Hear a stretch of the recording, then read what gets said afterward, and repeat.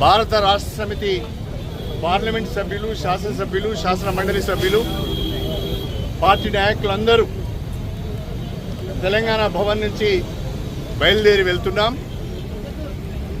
Krishna river management board పరిధిలోకి కృష్ణా నది పైన ఉన్న ప్రాజెక్టులన్నీ కనుక వెళ్ళిపోతే తెలంగాణ ఎడారిగా మారే ప్రమాదం ఉన్నది. మంచినీటికి, సాగునీటికి, విద్యుత్ అవసరాలకు, విద్యుత్ ఉత్పత్తికి కూడా బోర్డు నడుపుకోవాల్సిన పరిస్థితి వస్తుంది. చిన్న చిన్న అవసరాలకు కూడా బోర్డును సంప్రదించి వాళ్ళ దయతో, వాళ్ళ అనుమతితో నీటిని తీసుకోవాల్సిన పరిస్థితి వస్తుంది. తద్వారా తెలంగాణ ఎడారిగా మారే ప్రమాదం ఉన్నది అని చెప్పి దాదాపు ఒక 10 రోజుల క్రితమే భారత రాష్ట్ర సమితి నిర్ణయం తీసుకొని కేసీఆర్ గారు నల్గొండలో బహిరంగ సభను ఏర్పాటు చేస్తే భయపడిపోయిన కాంగ్రెస్ ప్రభుత్వం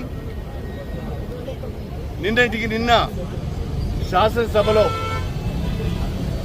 కృష్ణా రివర్ మేనేజ్మెంట్ బోర్డు మీద చర్చను పెట్టి ఏకగ్రీవ తీర్మానాన్ని ప్రవేశపెట్టి బహిరంగ సభను అడ్డుకోవడానికి ఇవాళ మేడిగడ్డకు కూడా యాత్రను ఏర్పాటు చేస్తున్నారు.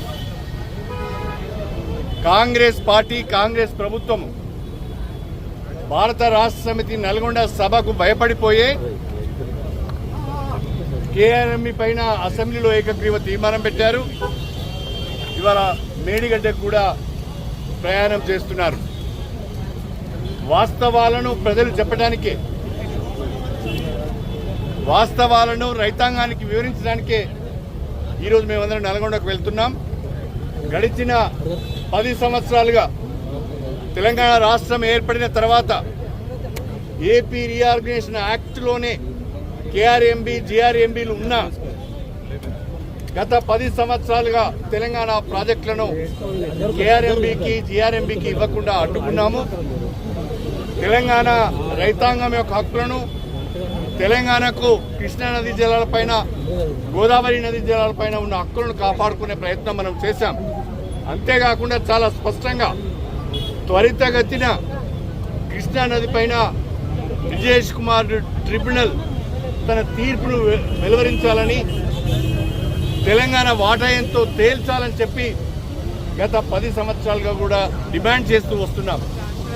కేంద్ర ప్రభుత్వం కానీ, బ్రిజేష్ కుమార్ ట్రిబ్యునల్ కానీ తీర్పు వెలువరించకపోవడం మూలాన దాన్ని జాప్యం చేస్తూ కేంద్ర ప్రభుత్వం కేఆర్ఎంబీని వాళ్ళ పరిధిలోకి, ఈ ప్రాజెక్టులన్నింటినీ కూడా కేఆర్ఎంబీ పరిధిలోకి తీసుకోవాలనే ప్రయత్నం చేయడం కూడా సరి అయింది కాదు.